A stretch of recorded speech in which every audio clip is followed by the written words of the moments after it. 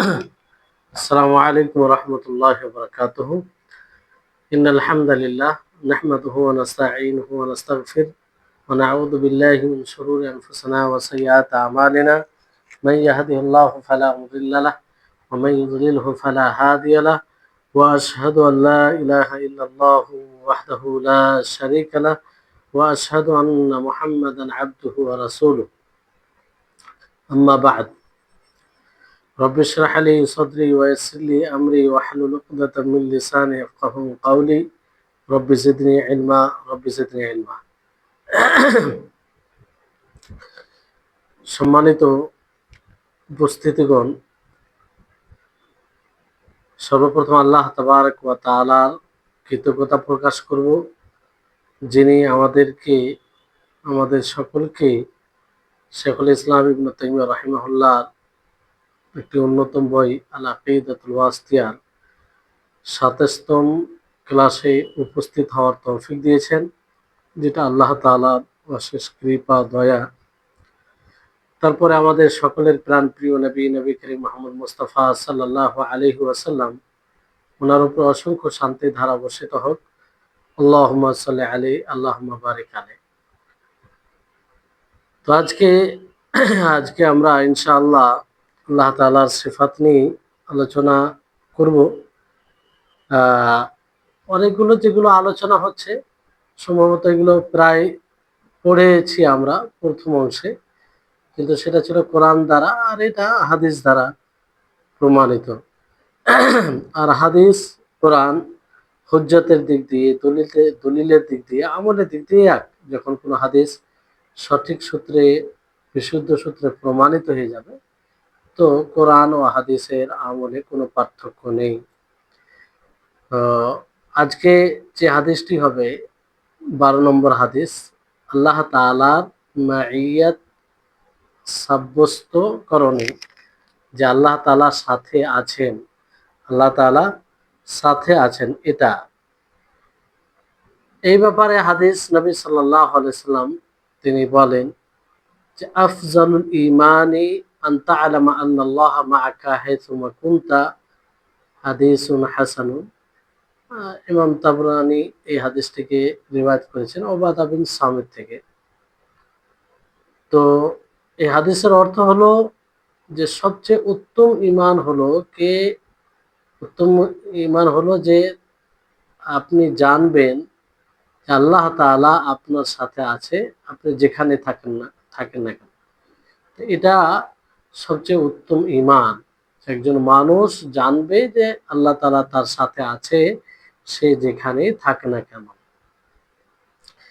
এই হাদিস যে উপকারিতা দেয়, যে আল্লাহ তাআলার মাইয়াত, আল্লাহ তাআলার সহচর্য, আল্লাহ তাআলার মানে সাথে থাকা, এটা প্রমাণিত হচ্ছে।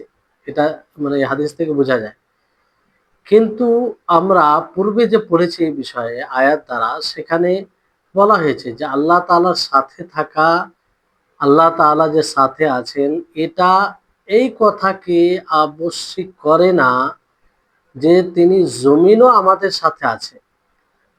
আর এটা অসম্ভব, এটা একদম অসম্ভব যে আল্লাহ তাআলা জমিনে তিনি সত্তাগতভাবে আছেন।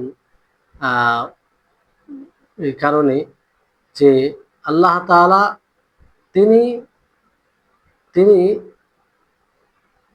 তেনার মানে সত্তাগত এটি সিফাত, গুণ, তিনি উলু, সুউচ্চ। আর এই সুউচ্চ, তিনি যে সবসময় উপরে, এটা কখনো আল্লাহ তাআলার কাছ থেকে আলাদা হয় না। এটা তার সত্তার সাথে লেগে থাকা একটি সিফাত, গুণ। আর এটা জরুরি। কোনো সময় আল্লাহ তাআলাকে নিচে করা যাবে না, কিংবা আল্লাহ তাআলা নিচে হয় না, কারণ নিচে হলেই পরিপূর্ণতা থাকে না। আর আল্লাহ তাআলা পরিপূর্ণ সব দিক দিয়ে। তো এটা বলা যাবে না যে আল্লাহ তাআলা আমাদের সাথে জমিনে তিনি সত্তাগত আছেন। কারণ আল্লাহ তাআলা আছেন আমাদের সাথে, কিন্তু এটা কোন সাথে থাকা, কুদরতের দিক দিয়ে। এই জন্য আমরা পূর্বে পড়েছি যে আল্লাহ তাআলার সাথে থাকে দুই প্রকার। একটা হচ্ছে খাস ভাবে, একটা আম ভাবে। আম ভাবে তো আল্লাহ তাআলা সকলের কাছে আছেন, সকলের উপর আল্লাহ দয়া করেন, সকলকে আল্লাহ তাআলা করেন। আর খাস বলতে বিশেষ কোনো ব্যক্তির সাথে, যেমন নবী সাল্লাল্লাহু আলাইহি সাল্লামের সাথে যখন গারে হিরায় আহ, তিনি হিজরত করতে গিয়ে ওখানে আশ্রয় নিয়েছিলেন, ওখানে ছিলেন। তো ওই জায়গায় যখন মক্কার কাফিররা মুশরিকরা পৌঁছে যায়, তো সেই সময় আল্লাহ তাআলা বলেছিলেন যে ইন্নাল্লাহা মাআকুম, যাই হোক আয়াতে বলা হয়েছে যে আল্লাহ তাআলা তোমাদের সাথে আছে। তো বিষয়টি হচ্ছে যে এটা একটা বিশেষ ভাবে, আর আমভাবে তো আল্লাহ তাআলা সকলের সাথে আছে, না থাকলে তো কেউ চলতেই পারবে না। আর আল্লাহ তাআলার এই সাথে থাকা থেকে এটা কোনো সময় আসে না যে আল্লাহ তাআলা সত্যাগত আমাদের সাথে আছে। ফলে রাসূল সাল্লাল্লাহু আলাইহি সাল্লাম এর হাদিস থেকে এটাই বোঝা যায় যে ঈমান, যে একটা বোঝায় যে আল্লাহ তাআলার সাথে থাকে। দ্বিতীয়, রাসূল সাল্লাল্লাহু আলাইহি সাল্লামের হাদিস এটা প্রতি এটার প্রতি প্রতীয়মান দলিল যে ঈমান কম বেশি হয়। ঈমান কম বেশি হয়। একজনের ঈমান আরেকজনের একজনের ঈমান আরেকজনের ঈমান তার চেয়ে বেশি উচ্চতর হতে পারে। কারণ যখন আপনি আল্লাহ তাআলাকে জানবেন যে আল্লাহ তাআলা আপনার সাথে আছে, তখন আপনি আল্লাহ তাআলাকে ভয় করবেন, তার মর্যাদা দেবেন। যখন আপনার দৃঢ় বিশ্বাস থাকবে, অকাট্য বিশ্বাস থাকবে যে আল্লাহ তাআলা আপনার সাথে আছেন, তো আপনি স্বাভাবিকভাবে তাকে ভয় করবেন, তার মর্যাদা দিবেন আপনি। জি। তো যার মধ্যে যতটা এই ধারণা থাকবে, ততটাই সে আল্লাহ তাআলাকে ভয় করবে। যে যতটা এই বিষয়ে পরিপক্কতা নিয়ে আসবে, সে ততটা আল্লাহ তাআলাকে ভয় করবে। তো এটা তো সবার মধ্যে বরাবর নেই।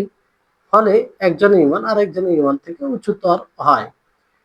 তো এই ধারণা যদি থাকে, এটার প্রতি বিশ্বাস থাকে যে আমরা যেখানেই থাকি না কেন আল্লাহ তাআলা আমাদের সাথে আছে, তাহলে আপনি যদি মানে অন্ধকার রুমে থাকেন যেখানে কেউ নেই, অন্ধকার রুমে থাকেন আর সেখানে কেউ নেই, তো এটা জেনে তারপর আপনি কি জানবেন যে আল্লাহ তাআলা আপনার সাথে আছে।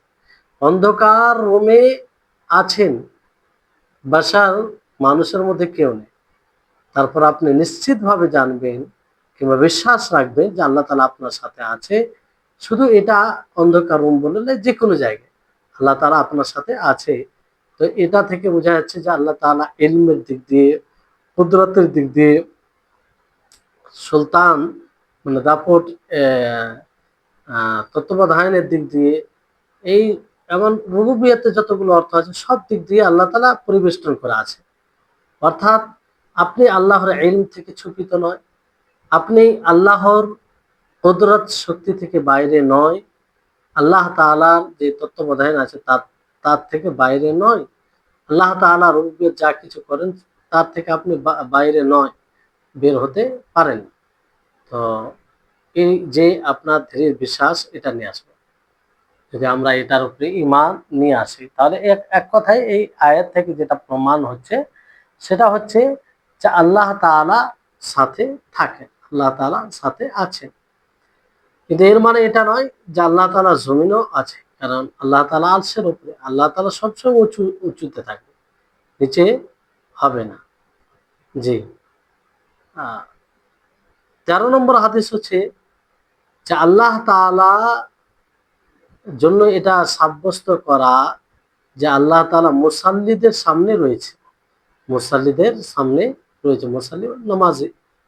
কারণ হাদিসে এসেছে নবী সাল্লাল্লাহু আলাইহি ওয়াসাল্লাম বলেন, ইদা কামা আহাদুকুম ইলা সলাতি ফালা ইয়াবসুকান্না কিবালা ওয়াজহি ওয়ালা আইয়ামিনিহি ফাইন্নাল্লাহা কিবালা ওয়াজহি ওয়ালাকিন আইয়াসারিহি আও তাহতা কদমিহি।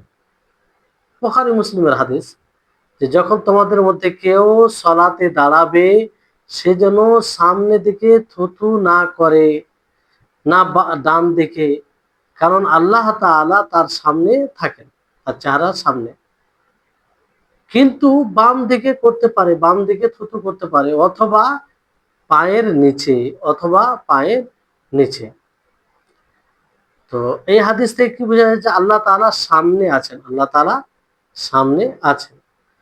আর আল্লাহ তাআলা অন্য আয়াতে যেমন বলেন ওয়ালিল্লাহিল মাশরিকু ওয়াল মাগরিবু ফাআইনামা তুআল্লু ফাতাম্মা ওয়াজহুল্লাহ, যে আল্লাহর জন্যই পূর্ব পশ্চিম, আর তুমি যেখানে চলে যাও সেখানে আল্লাহ তাআলার চেহারা রয়েছে। তাহলে এখানে সব জায়গায় আল্লাহ তাআলার চেহারা আছে, এটা বোঝা যায় এই আয়াত থেকে। আর ডান দিকে কেন মানে নিষেধ করা হয়েছে, কারণ ডান দিকে ফেরেশতা থাকে, ডান দিকে থেকে ফেরেশতা থাকে, আর ডান দিকটা বাম দিকের থেকে উত্তম। এই জন্য বাম দিকে থুতু করবে, ডান দিকে থুতু করবে না। নবী সাল্লাল্লাহু আলাইহি ওয়াসাল্লাম কি বলে, ওয়ালাকিন আই ইয়াসারিহি আও তাহতা কাদামি, সে বাম দিকে অথবা পায়ের নিচে। তো যেমন আপনি মসজিদে আছেন, মসজিদে যদি থাকেন তো ওলামাগণ এই ক্ষেত্রে কি বলে, যদি থুতু করা প্রয়োজন পড়ে তো আপনি থুতুটা কাপড়ে ফেলবেন, নিজের কাপড়ে অথবা রুমালে, যেমন অনেকে রুমাল দিয়ে থাকে কাপড়ের টুকরো, অথবা নিজের কাপড়ে, যদি আপনি পাঞ্জাবি পরে থাকেন কিংবা আর কিছু যেটা পরে থাকেন তাতে, আর সেখানে থুতু করে কাপড়ে, নিজের কাপড়ে থুতু করে সেটাকে মানে এক অপরের সাথে মিলিয়ে দিতে হবে, যাতে ওটা না থাকে, মানে থুতুর যে একটা ধরন থাকে সেটা মিটে যায়। এটা মসজিদে থাকলে এরকমটা করতে হবে, কিন্তু মসজিদে যদি থাকে দেওয়ালের পাশে, দেওয়ালের পাশে থাকে, আর দেওয়াল যদি ছোট থাকে মানে তার হাইট থেকে কম থাকে, তাহলে এই ক্ষেত্রে সে বাম দিকে দেওয়াল থেকে মানে থুতু করতে পারে, এটা করা যায়। কিন্তু এটা খুব এরকম কম হয়, আগের মসজিদ হয়তো পুরোটা করা হতো না, কিংবা হতে পারে কোনো জায়গায়। যদি এরকমটা হয় দেওয়ালের পাশে থাকে আর দেওয়ালটা বেশি উঁচু নেই, তো বাম দিকে যদি ফেলা সম্ভব হয় তো বাম দিকে থুতু ফেলবে। তো এই হাদিস থেকে কি বোঝা যায়, এই হাদিস থেকে স্পষ্টভাবে বোঝা যায় যে আল্লাহ তাবারক ওয়া তাআলা মুসাল্লির সামনে রয়েছে, নামাজের সামনে। এই জন্য জরুরিভাবে আমাদেরকে জানতে হবে যে আল্লাহ তাআলা মুসাল্লির চেহারার সামনে, অথচ তিনি অন্য আয়াতে কি বলেছেন, আল্লাহ তাআলা আসমানে। তো এই আল্লাহ তাআলা মুসাল্লির সামনে এবং আসমানে রয়েছে, তো দুটো কথায় কি সংঘর্ষ হচ্ছে না? সংঘর্ষ হচ্ছে না, এক অপরের বিপক্ষে যাচ্ছে না, যে আল্লাহ তাআলা আসমানে এবং মুসাল্লির সামনে। তো এতে কোনো আসলে সংঘর্ষের বিষয় নেই, সংঘর্ষের বিষয় নেই, এক অপরের বিপরীত যায় না। কয়েকটি কারণ হতে পারে। একটি কারণ হচ্ছে যে শরীয়ত দুটোকেই একত্রিত করেছে। শরীয়ত বলেছে যে আল্লাহ তাআলা মুসাল্লির চেহারার সামনে আছে, থাকে, আর আল্লাহ তাআলা আসমানে। তো যেহেতু শরীয়ত দুটোরই কথা বলেছে, তো এই দুটো কথা এক অপরের বিপরীত হতে পারে না, এক অপরের বিরোধী হতে পারে না। আল্লাহ তাআলা আসমানও আছে ও চেহারার সামনে, তো দুটোকে শরীয়ত জমা করেছে, দুটোর উপরে ঈমান নিয়ে আসতে হবে। আর আল্লাহর কথাই মানে শরীয়তের কথা বলতে কি আল্লাহর কথা এক অপরের সাথে, আল্লাহর এক কথা তার এক কথার সাথে সংঘর্ষ হতে পারে না, এটা আল্লাহ তাআলার ক্ষেত্রে আমরা বলতেই পারি না। এটা একটা কারণ। দ্বিতীয় কারণ হচ্ছে যে কোনো জিনিস উঁচু থাকার পরেও সে সামনে হয়, উঁচু থাকার পরে সামনে হয়, সামনে মনে হয়, অথচ সে উঁচুতে আছে কিন্তু সামনে মনে হয়। যেমন কোনো ব্যক্তি যদি দিনের প্রথম অংশ সূর্যকে সামনে দেখে, তো সূর্য দেখে, সূর্য ওঠে, তো মনে হবে সূর্যটা তার সামনে আছে, অথচ সূর্য আসমানে আছে। আর তার বিপক্ষে মানে দিনের শেষ দিকে, দিনের শেষ দিকে যখন সূর্য সামনে হয় তখন সামনে দেখা যায়, সূর্য সামনে দেখা যায়, লক্ষ্য করবে মনে হচ্ছে সামনে আছে, অথচ সূর্য কোথায় আছে? আসমানে আছে। তো সূর্য আসমানে উঁচুতে থাকার পরেও সামনে মনে হয় যে সামনে আছে। তো যদি এটা মাখলুকের ক্ষেত্রে মুমকিন সম্ভব হয়, তাহলে খালিক স্রষ্টার ক্ষেত্রে কেন সন্দেহ সম্ভব হবে না? এটা আরো আল্লাহর জন্য, আল্লাহর জন্য কিছু কোনো জিনিসই কঠিন না। কিন্তু এটা যুক্তির দিক দিয়ে দেখা যাচ্ছে যে মাখলুকের মধ্যে দেখা যায় যে উপরে থাকা সত্ত্বেও সামনে দেখা যায়, যেমন সূর্য, সকালবেলায় সূর্য দেখা যায় যেদিকে মনে হবে সামনে আছে, অথচ সামনে না, উপরে আছে, আসমানের উপরে। হ্যাঁ, আর অনুরূপভাবে ডোবার সময়। তো এই ক্ষেত্রে মানে এটা সম্ভব। আল্লাহ তাআলা, এক্ষেত্রে আমরা বলতে পারি যে আল্লাহ তাআলা আসমানও আছেন, তিনি মুসাল্লির সামনেও রয়েছে। এতে কোনো এক অপরের বিরোধীর কোনো বিষয় নেই।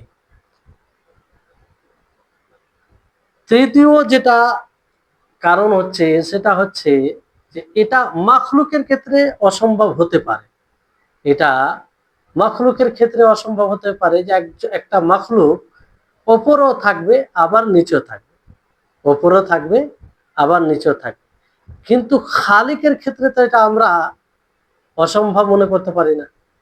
খালিক, স্রষ্টা, তিনি সবকিছু পারেন, তিনি সবকিছু করতে পারেন। তো এটা খালিকের খালিকের জন্য সম্ভব হবে, তিনি স্রষ্টা, কারণ তিনি সব জানেন। আহ কিন্তু মাখলুকের ক্ষেত্রে এটা অসম্ভব। তো মাখলুকের ক্ষেত্রে অসম্ভব হলে কি আল্লাহ তাআলার ক্ষেত্রে আমরা অসম্ভব মনে করব? যে একটা মাখলুক সে একই সময় নিচেও থাকতে পারে না, উপরেও থাকতে পারে না, মানে মানে দুটো একসাথে হতে পারে না। তো মাখলুকের ক্ষেত্রে, কিন্তু আল্লাহর ক্ষেত্রে এটা বলা যাবে না, বরং আল্লাহ তাআলা তারা সবকিছু সম্ভব। তো এই হচ্ছে বিষয়। তাহলে তিনটি কারণ আপনারা বুঝতে পারলেন যে যে তিনটি কারণ বলা হয়েছে, যে কারণে বোঝা যায় যে আল্লাহ তাআলা সামনেও থাকবে এবং উপরে থাকবে। এটা কোনো সম্ভব নয়। আর একটা বিষয় হচ্ছে যে দুটোকে শরীয়ত বর্ণনা করেছে, তার মানে দুটো এক অপরের বিপক্ষে যাবে না, হয়তো আমাদের বুঝতে অসুবিধা হচ্ছে। তৃতীয় হচ্ছে যে এটা মাখলুকের ক্ষেত্রে অসম্ভব, মাখলুকের ক্ষেত্রে অসম্ভব, কিন্তু আল্লাহর ক্ষেত্রে অসম্ভব নয়। তাহলে এই হচ্ছে বিষয়, আশা করি আপনারা বুঝতে পারছেন। তারপরে আপনার 14 নম্বর হাদিস, এখানে কি যে এই হাদিসও আল্লাহ তাবারক ওয়া তাআলা উলু, উচ্চ, সুউচ্চ এবং অন্যান্য সিফাতও তুলে ধরা হয়েছে। তো যাই হোক, যেহেতু মানে এই হাদিসটি রয়েছে, তো অন্য অন্য সিফাতও রয়েছে। এই হাদিসটি কি? নবী সাল্লাল্লাহু আলাইহি সাল্লাম বলেন, আল্লাহুম্মা রব রব্বাস সামাওয়াতি সাবঈ ওয়াল আরদ ورب العرش العظيم ربنا ورب كل شيء خالق الحب والنوى منزل التوراة والإنجيل والقرآن أعوذ بك من شر نفسي ومن شر كل دابة أنت آخذ بناصيتها أنت الأول فليس قبلك شيء وأنت الآخر فليس بعدك شيء وأنت الظاهر فليس فوقك شيء وأنت الباطن فليس دونك شيء اقضي عني الدين ওয়াগনিনি মিনাল ফাকরি। জি, তার এই হাদিস থেকে আল্লাহ তাবারক ওয়া তাআলা একাধিক সিফাত প্রমাণ হচ্ছে। তো এটি একটি মহান হাদিস। এবারে এখানে বলা আছে, হে আল্লাহ, তুমি আসমান ও জমিনের রব, তুমি আরশে আজিমের রব, তুমি আমাদের রব, প্রত্যেকটা জিনিসের রব। তুমি বিচি দানাকে বিদীর্ণকারী, তুমি তাওরাত ও জবুর কোরআনকে নাজিলকারী। আর তোমার আশ্রয় চাইছি নাফসের অনিষ্ট হতে, আমার নাফসের অনিষ্ট হতে আমি তোমার আশ্রয় চাইছি, এবং প্রত্যেক ওই বিচলনকারী কিংবা যে প্রাণী ঘুরে বেড়ায় তার মন্দ থেকে আমি আশ্রয় চাইছি, মানে নাফসের মন্দ থেকে, নফসের মন্দ থেকে। আর তারপরে বলা হয়েছে যে প্রত্যেক ওই প্রাণী থেকে যার ললাট তিনি ধারণ করে আছেন, মানে এক কথায় সর্বপ্রকারের মন্দ থেকে আল্লাহর আশ্রয় চাইছে। তারপরে নবী সাল্লাল্লাহু আলাইহি ওয়াসাল্লাম বলেন, আনতাল আউয়ালু ফালাইসা ক্বাবলাকা শাই, যে আপনি প্রথম, তার আগে কিছু নেই। ওয়া আনতাল আখিরু ফালাইসা বাদাকা শাই, আপনি অন্তিম, তারপরে কোনো জিনিস নেই। ওয়া আনতা যাহিরু, আর আল্লাহ তাআলা জাহির, মানে সবচেয়ে উপর, ফাওকাকা সেই, মানে সবচেয়ে উঁচু আর কি। ওয়ান্তাল বাতিল মানে তার চেয়ে নিচে নেই। তো ইকদি আন্নি আদ-দাইনা, ইকদি আন্নি আদ-দাইনা, আল্লাহ নবী সাল্লাল্লাহু আলাইহি ওয়াসাল্লাম এই দোয়াটি করে। দোয়াটির শেষে বলে যে হে আল্লাহ, তুমি আমার থেকে কার্জকে আহ আদায় করার সুযোগ দাও, কিংবা এরকম পথ তৈরি করে দাও। ওয়া আগনিনি মিনাল ফাকরি, আর তুমি আমাকে ফখর থেকে, অসহায়ত্ব থেকে দূর করো। জি, তাহলে এই যে হাদিস, এই হাদিস আপনারা দেখেন যে এই হাদিসে নবী সাল্লাল্লাহু আলাইহি সাল্লাম আল্লাহ তাআলাকে বলতে গিয়ে তার রুবুবিয়তের ওসিলা নিয়েছেন। অর্থাৎ আল্লাহুম্মা রব্বাস সামাওয়াতি সাব'i ওয়াল আরদ ওয়া রাব্বাল আরশিল আযীম ওয়া রাব্বানা ওয়া রাব্বা কুল্লি শাই। এই যে এগুলো সবগুলোই কি দিয়ে? আল্লাহ তাআলার রুবুবিয়তের ওয়াসিলা দিয়ে আল্লাহ নবী চেয়েছেন আল্লাহর কাছে। আর এটা আমভাবে অনেক সময় মানে খাস ভাবে রব শব্দ ব্যবহার করা হয়, যেমন রব্বনা ওয়া রব্বুকা, রব্বু মুহাম্মদ, রব্বু কাবা, এটা খাস। কিন্তু আমভাবে কি? রব সকলের রব। জি, তো আল্লাহ তাবারক ওয়া তাআলা যেমন অন্য একটি আয়াত রয়েছে, তিনি বলে ইন্নামা উমিরতু আন আ'বুদাল্লাহ আন আ'বুদা রাব্বা হাযিহিল বালদাতিল্লাযী হারামাহু ওয়া লাহু কুল্লু শাই, যে আমি আদিষ্ট এই কথার, যে আমি এই শহরের ইবাদত করব যাকে আল্লাহ তাআলা হারাম করেছেন, আর তার জন্য সব জিনিস, তার জন্য সব জিনিস।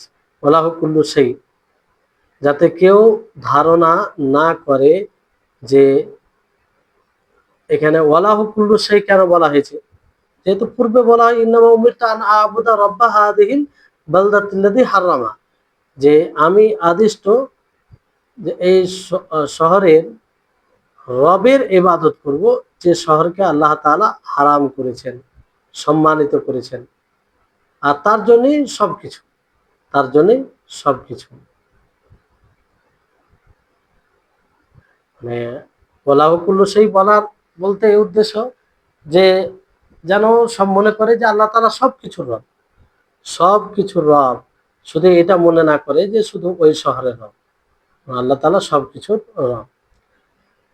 ফালিকাল হাব্বি ওয়ান নাওয়া, যে বিচি ও দানাকে বিদীর্ণকারী, মানে বিচি ও দানা থেকে গাছ পালা বৃক্ষ যা হয়েছে বের হয়েছে, মানে রোপণে ফালিকাল হাব্বি ওয়ান নাওয়া, এই হচ্ছে বিষয়। তারপরে এই যে আল্লাহ তাবারক ওয়া তাআলার শক্তি, আল্লাহ তাবারক ওয়া তাআলার শক্তি, এটা কত এখান থেকে আমরা অনুভব করতে পারি।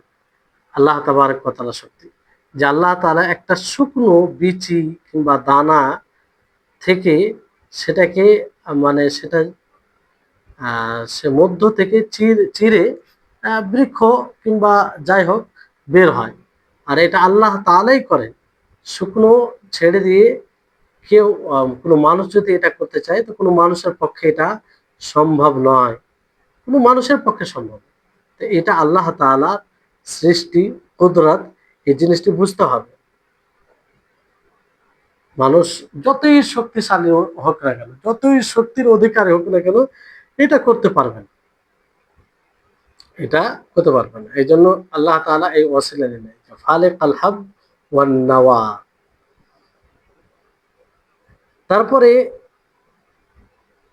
রয়েছে মুনজিলাত তাওরা ওয়াল ইনজিল ওয়াল কোরআন, যা আপনি তওরাত, ইনজিল, কোরআন নাজিলকারী। সবচেয়ে যেটা মহান কিতাব সেটা হচ্ছে কোরআনুল কারীম। আর ওই জন্য ওই তারতিব হিসেবে এখানে বলা হয়েছে যে মুনজিলাত তাওরাত ওয়াল ইনজিল ওয়াল কোরআন। প্রথমে তাওরাত নাজিল হয়েছে মুসা আলাইহিস সালামের উপরে, তারপরে ইনজিল নাজিল হয়েছে ঈসা আলাইহিস সালামের উপরে, তারপরে কোরআন নাজিল হয়েছে।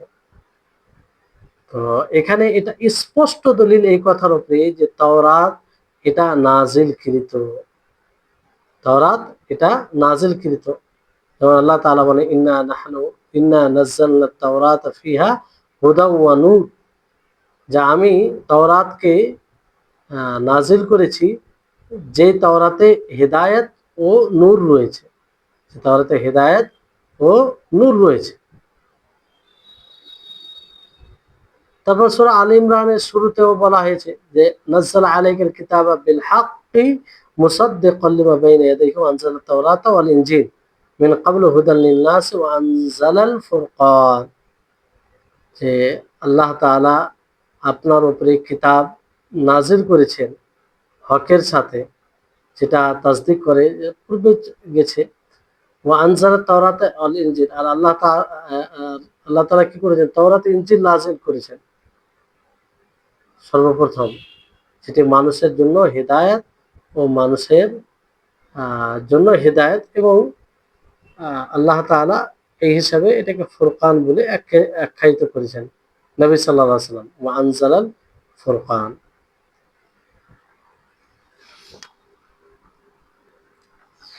তো বিষয়টা হচ্ছে যে আল্লাহ তাআলার কুদরত এগুলো দেখা যায়, যে আল্লাহ তাআলা কিভাবে একটা বিচিকে আর একটা দানাকে সেটা মানে চূর্ণ বিচূর্ণ হয়ে সেখান থেকে সেটা বাড়ে, বৃক্ষ বের হয়। তো এটা আল্লাহ তাআলার শক্তি, আল্লাহ তাআলার শক্তি এটা থেকে স্পষ্ট হয়। মুনজিলাত তাওরাত ওয়াল ইনজিল, এটাও আমরা জানলাম যে আল্লাহ তাআলা প্রথমে তাওরাত নাজিল করেছেন, তারপরে ইনজিল নাজিল করেছেন, তারপর কোরআন নাজিল করেছেন। আর ওই হিসেবে হাদিসে বলা হয়েছে যে মুনজিলাত তাওরাত ওয়াল ইনজিল ওয়াল কোরআন। তো এখান থেকে স্পষ্ট যে আল্লাহ তাআলা তাওরাত নাজিল করেছেন, এটা নাজিলকৃত, আর এটা কোরআনও বলা হয়েছে। যেমন আল্লাহ তাআলা বলেন ইন্না আনজালনা তাওরাতা ফিহা হুদা ওয়া নূর, যে আমি তাওরাত নাজিল করেছি যে তাওরাতে হেদায়েত ও নূর রয়েছে, হেদায়েত ও নূর রয়েছে।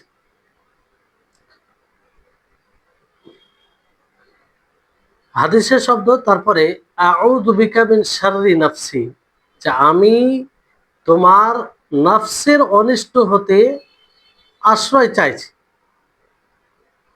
নফসের অনিষ্ট একটা খুব জটিল বিষয়, এই জন্য আল্লাহ নবী এর থেকে আল্লাহর আশ্রয় চাইতেন। ফলে আমাদেরকেও দোয়া করা উচিত, আউযু বিকা মিন শাররি নাফসি। যেমন আল্লাহ তাআলা মানে মন্দ নফসের ব্যাপারে বলেন ওয়ামা উবাররিউ নাফসি ইন্নান নাফসা লাআম্মারাতুন বিসসু, ইউসুফ আলাইহিস সূরা ইউসুফে রয়েছে যে আমি নিজের নফসকে পবিত্র করছি না, কারণ নফস সে মন্দের হুকুম দিতেই থাকে। এজন্য নফসকে দুই প্রকার বলা হয়েছে, দুই প্রকারের নফস রয়েছে। একটি হচ্ছে নফসে মুতমাইন্না। নফসে মুতমাইন্না বলতে যে নফসটি ভালো, সবসময় কল্যাণের আদেশ দেয়, কল্যাণের প্রতি উদ্বুদ্ধ করে। আর একটি হচ্ছে নফস মন্দ নফস, মন্দ আত্মা, যেটা সবসময় মন্দের হুকুম দেয়, মন্দের হুকুম দেয়, মন্দের প্রতি উদ্বুদ্ধ করে। আর আরেকটি বলা হয় নফসে লাওয়ামা। তো এই নফসে লাওয়ামা এটা কি তৃতীয় নফস, না যেটা নফসে মুতমাইন্না আর নফসে শরীরা কিংবা নফসে আম্মারাতুন বিসু, এই দুটো সিফাত নফসে লাওয়ামা।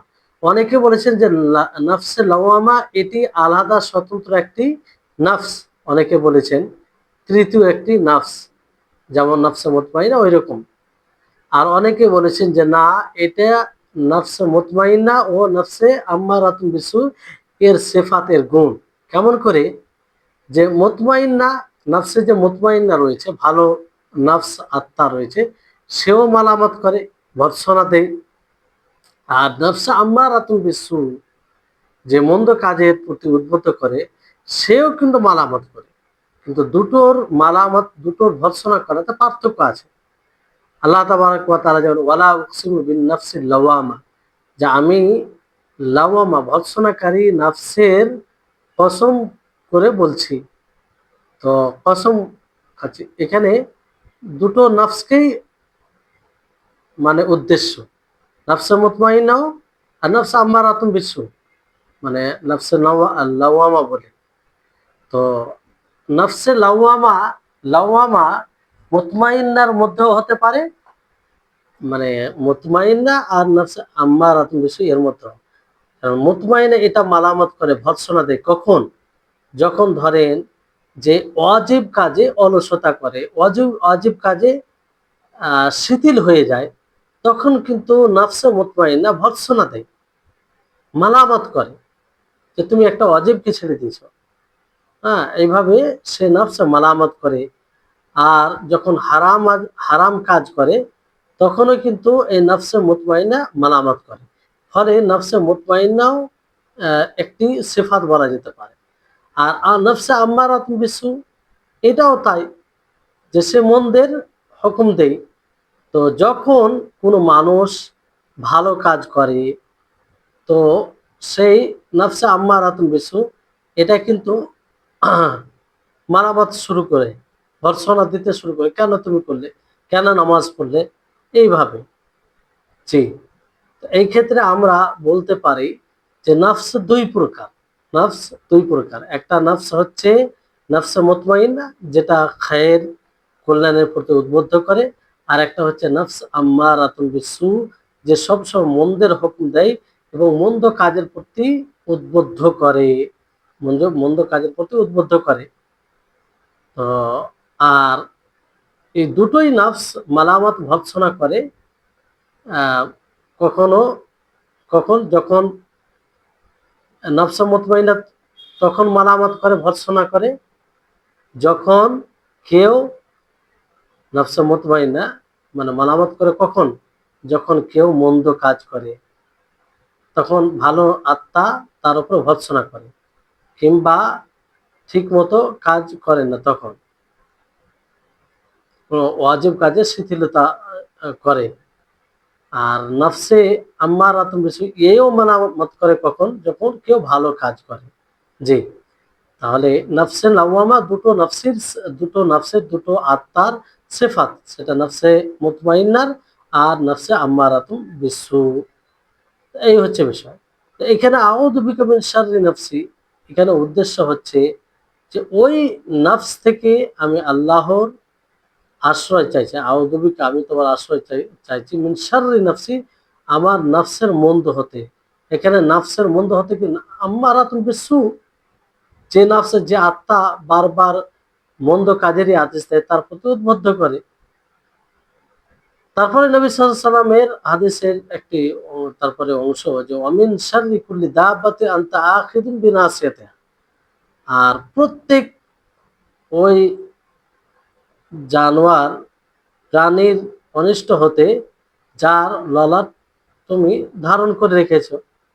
মানে জমিনে যা পশু চলে, সবার উপরে, তাদের সবার মন্দ থেকে আল্লাহর আশ্রয় চাওয়া। এমনকি কিছু কিছু আছে যারা পেটের এতে চলে, পেটের বলে, পেটের উপরে ভার দিয়ে, তো সবকিছু। জি, তো এখানে দাব্বা, সম্ভবত দাব্বা বলা হয়, যেমন আল্লাহ তাআলা বলেন ওয়াল্লাহু খালাকা কুল্লা দাব্বাতিন মিন মাইন ফামিনহুম মান ইয়ামশি আলা বাতনিহি। আল্লাহ তাআলা প্রত্যেক বিচরণকারী, মানে যে চলে প্রাণী, তাকে আল্লাহ তাআলা সৃষ্টি করেছেন পানি। তো সেই সেই প্রাণীগুলোর মধ্যে কেউ পেটের ভারে চলে, পেটের উপরে ভর দিয়ে। আহ তারপরে অন্য এক আয়াত আল্লাহ তাআলা কি বলেন, ওয়ামা মিন দাব্বাতিন ফিল আরদি ইল্লা আলাল্লাহি রিজকুহা, যে জমিনে যে কোনো প্রাণী আছে, তার রিজিক আল্লাহ তাআলা লিপিবদ্ধ করেছেন। তো যাই হোক, দাব্বা বলা হয় জমিনে যার 4 পা হাত রয়েছে আর ওই দ্বারা চলে, তাকে দাব্বা, তার জন্য দাব্বা শব্দ ব্যবহার করা হয়। আনতা আখিযুন বিনাসিয়াতিহা, মানে এটা যে মাথার আগের অংশকে বলা, যে আপনি যার ললাট ধরে আছে, ললাট যাকে বলা হয়, মাথার আগের অংশকে। তারপরে নবী সাল্লাল্লাহু আলাইহি সাল্লাম বলেন আনতাল আউয়ালু ফালাইসা ক্বাবলাকা শাই, এর ব্যাপারে পড়া হয়েছে মানে পূর্বে আয়াতে, যে আপনি প্রথম, আপনার পূর্বে কেউ ছিল না, কেউ নেই। আল্লাহ তাআলা সময়ের দিকে এটা স্পষ্ট করে দেন যে সময়কে আল্লাহ তাআলা পরিবেষ্টন করে আছে এটা। আর আখির, আখির বলতে কি? ওয়ান্তাল আখিরু, শেষ অবস্থা। হ্যাঁ, ওয়ান্তাল আখিরু শেষ, এমন শেষ যে তার শেষে আর কিছু নেই, তার শেষে আর কিছু নেই। আন্তাল আউয়ালু ওয়াল আখিরু। নবী হাদিসে তার ব্যাখ্যা রয়েছে। যেমন হাদিসে বলা হয়েছে যে আন্তাল আখিরু, এক মিনিট, ফালাইসা বা'দাকা সেই, আন্তাল আখিরু ফালাইসা বা'দাকা সেই, যে তুমি শেষ আর তোমার পরে কোনো জিনিস নেই। মানে এই দুটো, মানে আউয়াল আখির, এই দুটো নাম কিংবা এই দুটো এই বিষয় দ্বারা আল্লাহ তাআলা পুরো সময়কে পরিবেষ্টন করে আছে। আল্লাহ তাআলা থেকে কোনো সময় মানে বের হয়ে যায় না। আউয়াল আখির, আউয়াল আখির, মানে পুরো সময় মানে পরিবেষ্টন হয়ে যাচ্ছে। তারপরে যে দুটো বলা হয়েছে যে আনতা জাহিরু ওয়াল বাতিন। জাহির বলতে যে আল্লাহ তাআলার উপরে কেউ নেই, আল্লাহ তাআলার উপরে নেই, আল্লাহ তাআলা ফাওকা কুল্লি শাই, আল্লাহ তাআলা প্রত্যেকটা জিনিসের উপরে, আল্লাহ তাআলা প্রত্যেকটা জিনিসের উপরে। আর বাতিন বলতে এখানে আল্লাহ তাআলা সবচেয়ে কাছে, তার চেয়ে আর কোনো কাছে নেই। তো এই দুটো দ্বারা মাকান মানে জায়গাকে পরিবেষ্টন করা আছে, কোনো জায়গা আল্লাহ থেকে, আল্লাহ তাআলা থেকে বের হয়ে নেই। মানে ওপর, সবচেয়ে উপরে, আর সবচেয়ে কাছে আল্লাহ তাআলা।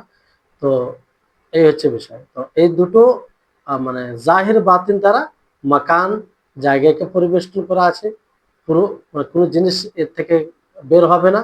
আর আউয়াল আখির দ্বারা সময়কে। জি, তো আশা করি আপনারা বুঝতে পারছেন। তো এই হচ্ছে বিষয়।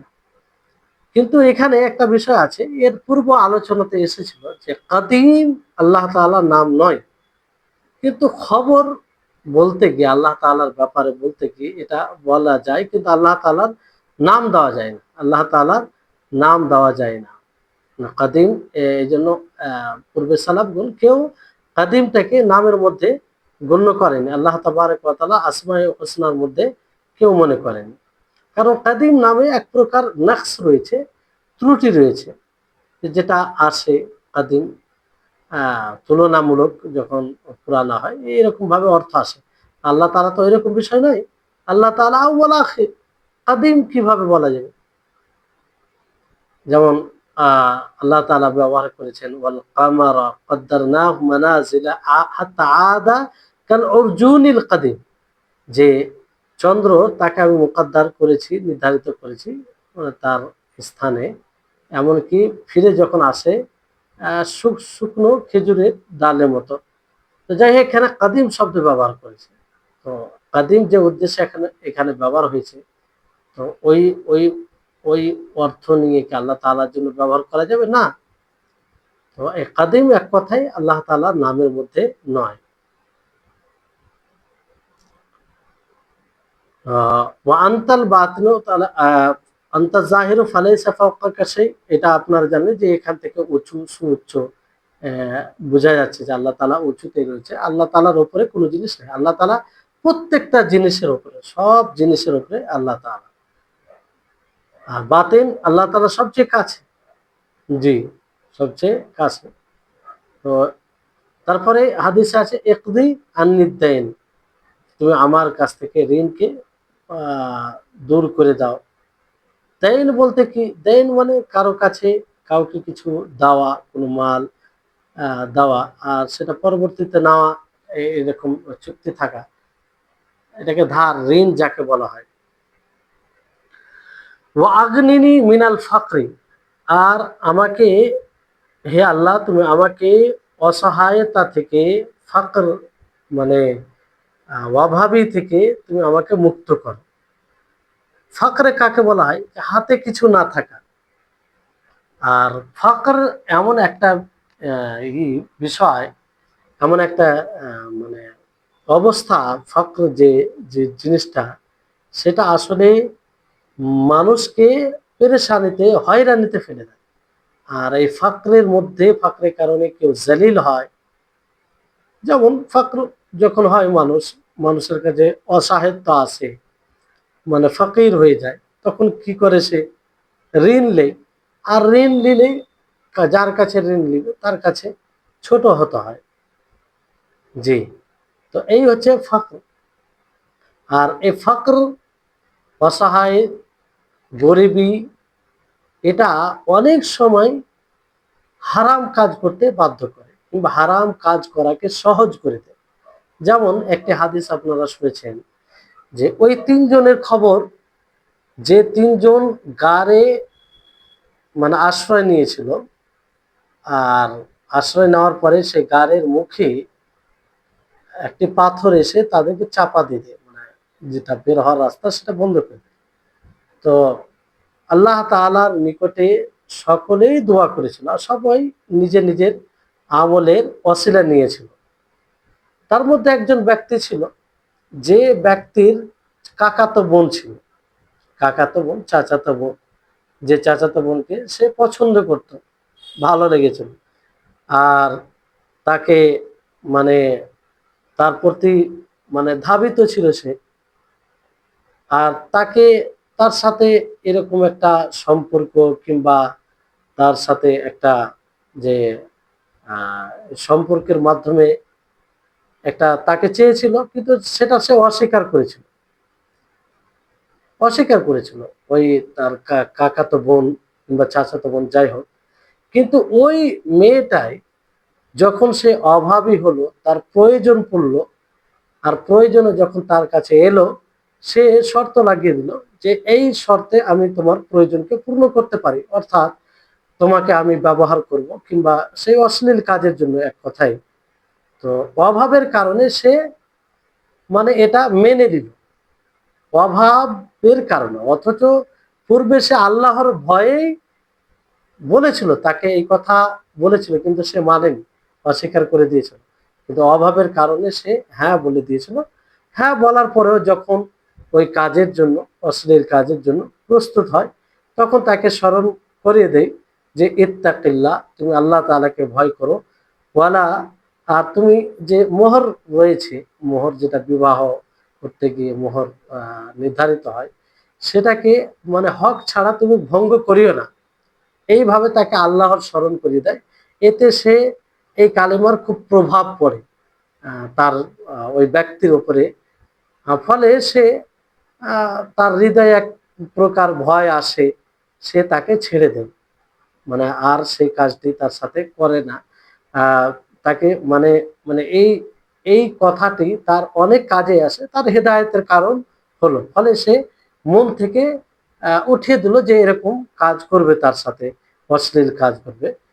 তো এখান থেকে যেটা বলার বিষয় দেখেন, অসহায় এবং দারিদ্রতা, আর মানে দারিদ্রতা এটা এমন একটা আহ, মানে বিষয়, মানে এমন একটা অবস্থা, যেটা মানুষকে হারাম কাজ করতে বাধ্য করে দেয়।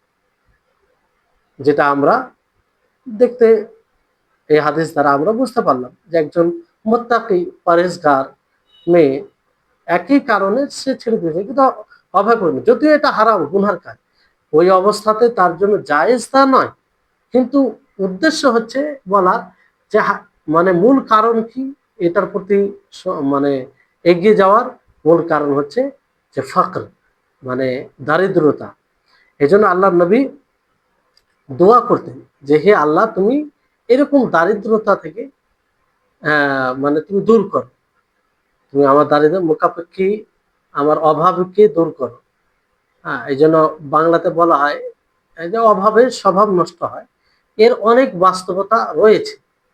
এই জন্য আমাদেরকে সবসময় চেষ্টা করতে হবে, যে এতটা যেন আমরা অসহায়, দারিদ্রতার জালে আবদ্ধ না হয়ে যায়, যার কারণে আমরা হালাল হারামে পার্থক্য করতে পারবো না, কিংবা আমরা বাধ্য হয়ে যাব, ইমান মানে টালমটল করবে, এরকমটা যেন না হয়। আল্লাহর কাছে আমরা তো, যেমন আল্লাহ নবী দোয়া করতেন, হ্যাঁ, গরিব, গরিব হওয়াটা কোনো দোষণীয় বিষয় নয়, কিন্তু মানুষ যদি খুব নিম্নে গরিব এর এতে পৌঁছে যায়, যে মানুষের সহযোগিতার মুখাপেক্ষী হয়ে যায়, সে সহযোগিতা বলতে প্রয়োজনীয়, তখন অনেক সময় মানুষ এটার কারণে হারাম কাজ করে ফেলে। তো এই হচ্ছে বিষয়। এবার আসুন যে এই হাদিসে আল্লাহ তাবারক ওয়া তাআলার কয়েকটি নাম আমরা পড়লাম, সেটা হচ্ছে আউয়াল, আখির, আর জাহির, বাতিন। আউয়াল আখির দ্বারা সময়কে পরিবেষ্টন আল্লাহ তাআলা করেছেন। মানে বোঝা যাচ্ছে আল্লাহ তাআলা পুরো সময়কে পরিবেষ্টন করা আছে, কোনো সময় আল্লাহ তাআলার থেকে খালি নয়। আর জাহির বাতিন থেকে মাকান, জায়গা। তো আর এই থেকে আমরা সিফাত বের করতে পারি, গুণ বের করতে পারি, সেটা কি? যে আউয়ালিয়াত, আখিরিয়াত। মানে ওই যে আউয়ালিয়াত আখিরাত বলতে ওইটাই সময়কে পরিবেষ্টন করা। জাহিরে বাতিনি বলতে মাকানকে। তারপরে এই হাদিসে আমরা জানলাম যে আল্লাহ তাআলা উলু, সুউচ্চ, তিনি উচ্চতর আছে। জাহির বলতে উঁচু, সবচেয়ে ফাওকা কুল্লি শাই, আল্লাহ তাআলা সবকিছুর উপরে। আর আল্লাহ তাআলার রুবুবিয়তকে ব্যাপকভাবে বলে আল্লাহ তাআলার কাছে দোয়া করা, এটাও জানলাম। আর আল্লাহ তাআলার কুদরতকে জানতে পারলাম এই হাদিস দ্বারা, যে আল্লাহ তাআলা বিচি ও দানাকে চূর্ণ বিচ্ছিন্ন করে সেখান থেকে বের হয় বৃক্ষ, লতা পাতা, যাই হোক। আর আল্লাহ তাআলার রহমত, আল্লাহ তাআলার রহমত, তার হিকমত, যে তিনি আল্লাহ তাআলার রহমতে কি দিক, যে আল্লাহ তাআলা আসমানি কিতাব নাযিল করেছেন কিসের জন্য? মানুষের গাইডলাইনের জন্য, যাতে মানুষ ওইভাবে জীবনযাপন করে, আখিরাতের তৈরি করে। তো এটা আল্লাহ তাআলার রহমত। আর আল্লাহ তাআলার হিকমত, যাতে ওই কিতাব দ্বারা সরল পথকে খুঁজে পায়। তো আসমা, আল্লাহ তাবারক ওয়া তাআলার আসমা ও সিফাত ছাড়া আল্লাহ তাআলার মানে সিফাত ছাড়া কিছু বিষয় রয়েছে, যে আল্লাহ তাআলার ওয়াসিলা নেওয়া আল্লাহ তাআলার সিফাত দ্বারা, আল্লাহ তাআলা গুণ দ্বারা, এটা করা যাবে, এটা করা যাবে। আল্লাহ তাআলার কাছে মানে আল্লাহ তাআলার নিকটে মানে তার কাছে দোয়া করতে গিয়ে আল্লাহ তাআলার সিফাতের ওয়াসিলা নেওয়া, এটা করা যাবে। সাথে সাথে নাফসের, আত্মার অনিষ্ট হতে মানে দূর থাকতে হবে। আর নবী সাল্লাল্লাহু আলাইহি সাল্লাম যেমন মানে ঋণ যেন পরিশোধ হয়ে যায়, আর অসাহিত্য থেকে দূর হয়ে যায়, এটার এটার এটা দোয়া করেছিলেন আল্লাহ নবী মুহাম্মদ সাল্লাল্লাহু আলাইহি সাল্লাম। তো এই হাদিস মানে যে হাদিসে যেগুলো আছে সেটার উপরে যদি আমরা ঈমান আনি, তো আমাদের বাস্তব জীবনে কি পার্থক্য পড়ে, যে আমরা নাফসের, আত্মার মন্দ থেকে ভয় করব। আর ঋণের বিষয়টি আমরা বড় করে দেখব। ঋণটা ছোট মোটো বিষয় নয়, ঋণ জটিল বিষয়। ফলে আপনি যতক্ষণ না বাধ্য না হবেন ততক্ষণ আপনি ঋণী হবেন না। আপনার প্রতিটি মানুষের এটা উচিত যে সবসময় ঋণ মুক্ত হয়ে জীবন গড়া। কারণ ঋণী হয়ে যদি আপনি মারা যান, আর আপনার শিথিলতা থাকে সেটা আদায়ে, তাহলে কিন্তু আপনি ছাড় পাবেন না। আর এখানে দেখেন বিশেষভাবে নবী সাল্লাল্লাহু আলাইহি ওয়াসাল্লাম কি বললেন, যে ইকদি আননি আদ-দাইনা, তুমি আমার থেকে ঋণকে উঠিয়ে নাও, ঋণ যেন আমি পরিশোধ করতে পারি, যদি থাকে কোন সময় হয়ে যায়। তো ঋণের বিষয়টি কত বড় বিষয়, যে আল্লাহ নবীও সেটার দোয়া করেছেন। জি। তারপরে 15 নম্বর হাদিস, এই হাদিসটি বলে আজকে তার শেষ হবে ইনশাআল্লাহ, যে আল্লাহ তাবারক ওয়া তাআলার একটি সিফাত কাছে, কুরব, এটাও প্রমাণিত হাদিস দ্বারা। নবী সাল্লাল্লাহু আলাইহি ওয়াসাল্লাম তিনি বলেন, যখন সাহাবায়ে কেরাম তারা উঁচু গলায় কথা বলতে আরম্ভ করলো, তো নবী সাল্লাল্লাহু আলাইহি ওয়াসাল্লাম কি বলেন, আইয়ুহান নাস, হে মানব জাতি, আরবিউ আলা আনফুসিকুম, তোমরা সহজ পথ অবলম্বন করো নিজের আত্মার উপরে। ফাইন্নাকুম লা তাদউনা আসাম্মা ওয়ালা গায়বা, কারণ তোমরা বধিরকে ডাক দাও না, না অনুপস্থিতকে। ইন্নামা তাদউনা সামিআন বাসীরা, বরং তোমরা এক শুননেওয়ালা ও দেখনেওয়ালাকে ডাক দিচ্ছ। আহ, আর তারপর বলা যে ইন্নাল্লাযী তাদউনাহু আকরাবু ইলা আহাদিকুম মিন উনুকি রাহিলাতিহি। নিশ্চয় সে ব্যক্তি যে তাকে ডাকে সে বেশি নিকট হয় তোমাদের যে যার উপরে আরোহণ করো তার গলার থেকে বেশি একজন উটের উপরে আরোহণকারী তার থেকে যে উটের গলা এটা যতটা রয়েছে তার চেয়ে বেশি কাছে বেশি কাছে। এখানে কি বলা হয়েছে যে ইন্নামা তাদউনাহু সামিআন বাসীরা, যে তোমরা এমন মানে আল্লাহ তাআলা সম্পর্কে বলা হয়েছে যে তোমরা এমন কাউকে ডাকছো যিনি শুনেন এবং দেখেন, আর যাকে তোমরা ডাকছো সে একদম কাছে রয়েছে। এমনকি যার উপরে তোমরা আরোহণ করো, আরোহণকারীর আরোহণ যার উপর আরোহণ করা আছে তার গলা থেকে আল্লাহ তাআলা কাছে রয়েছে। তো এই হচ্ছে বিষয়। তো এখানে আহ সাহাবা ইকরাম রিজওয়ানুল্লাহি আলাইহিম আজমাইন নবী সাল্লাল্লাহু আলাইহি সাল্লামের সাথে একজন সাহাবা নবী সাল্লাল্লাহু আলাইহি সাল্লামের সাথে ছিলেন। আহ নবী সাল্লাল্লাহু আলাইহি সাল্লাম যখন উঠতেন, উপরে উঠতেন, তখন কি বলতেন? আল্লাহু আকবার, আল্লাহর বরত্ব বর্ণনা করতেন। নিচে নামতেন তখন সুবহানাল্লাহ বলতে আল্লাহর পবিত্রতা ঘোষণা করতেন। তো এটার একটা কারণ আছে, রহস্য আছে। সেটা কি? যে যখন মানুষ উপরে উঠে তখন কিন্তু একটা, সেই উপরে উঠে তো একটা হৃদয়ে নফসে বড় বড় বড়ত্ব চলে আসে। হ্যাঁ, মানে সে বড়ত্ব চলে আসে কিংবা বড় মনে হয়। তো এই জন্য ওই জায়গায় উপযুক্ত কি আল্লাহ আকবর বলবে, যাতে নিজের নফসকে স্মরণ করিয়ে দেয় যে বড়ত্ব বলতে আল্লাহ তাআলার জন্য, কিংবা একমাত্র বড় বলতে আল্লাহ তাআলা। আর যখন নিচে নামবে তখন যেহেতু নিচে নামবে, আর নিচেটা এটা কি ত্রুটি, একটা ত্রুটি, এটা পরিপূর্ণতার মধ্যে পড়ে না।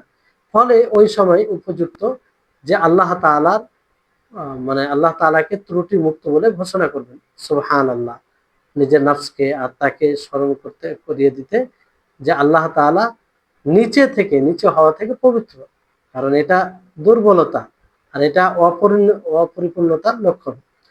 সাহাবায়ে কেরাম রিজওয়ানুল্লাহি আলাইহিস সালাম যখন রিজওয়ানুল্লাহি আলাইহিম আজমাইন যখন অনেক উঁচু আওয়াজ করলেন, তো নবী সাল্লাল্লাহু আলাইহি ওয়াসাল্লাম বললেন যে তোমরা সহজ পথ অবলম্বন করো, কারণ তোমরা বধিরকে কোনো আহ ডাক দাও না, কিংবা বধির বলতে কি যে না শুনে না দেখে তাকে বধির বলা হয়। গায়েবন বলতে যে দেখে না। জি, তাহলে এই হচ্ছে বিষয়। এই হাদিসে এখানে একটা বিষয় রয়েছে যে আল্লাহ তাআলা কাছে রয়েছেন এবং উঁচুতে রয়েছেন। এই দুটো বিষয় কি এক অপরের সাথে সাংঘর্ষিক রয়েছে? কারণ একটা জিনিস উঁচুতেও থাকবে আবার কাছেও থাকবে, এটা কি করে হয়? এটা তো সম্ভবই নয়। তো এটা সম্ভব নয় মাখলুকের ক্ষেত্রে, যে একটা মাখলুক সে উঁচুতেও থাকবে আর কাছেও থাকবে। এটা অসম্ভব কার ক্ষেত্রে? মাখলুকের ক্ষেত্রে। কিন্তু আল্লাহ তাবারক ওয়া তাআলার ক্ষেত্রে নয়। আল্লাহ তাআলা তিনি উঁচুতে থেকেও কারো কাছে নিকটে আছে। জি, এটা এই জন্য এটা সাংঘর্ষিক কোনো বিষয় নয়, সাংঘর্ষিক কোনো বিষয় নয়। তো এই হচ্ছে বিষয়। তারপরে এর সাথে জড়িত আরো কিছু বিষয় আছে, ইনশাআল্লাহ আগামী সপ্তাহে, আগামী সপ্তাহ বলতে আগামী ক্লাসে আলোচনা হবে। আল্লাহ তাবারক ওয়া তাআলা আমাদের সকলকে যেন সঠিক বুঝ দান করেন, আর আমাদের ব্রেন শক্তিকে যেন আল্লাহ তাআলা আরো বাড়িয়ে দেন। আল্লাহ তাআলা যেন আমাদের জ্ঞানে বৃদ্ধি দান করেন। এখান থেকে আজকের ক্লাস শেষ হচ্ছে। ওয়া আখির দাওয়ানা আনিল হামদুলিল্লাহি রাব্বিল আলামিন। আসসালামু আলাইকুম ওয়া রাহমাতুল্লাহি ওয়া বারাকাতুহু।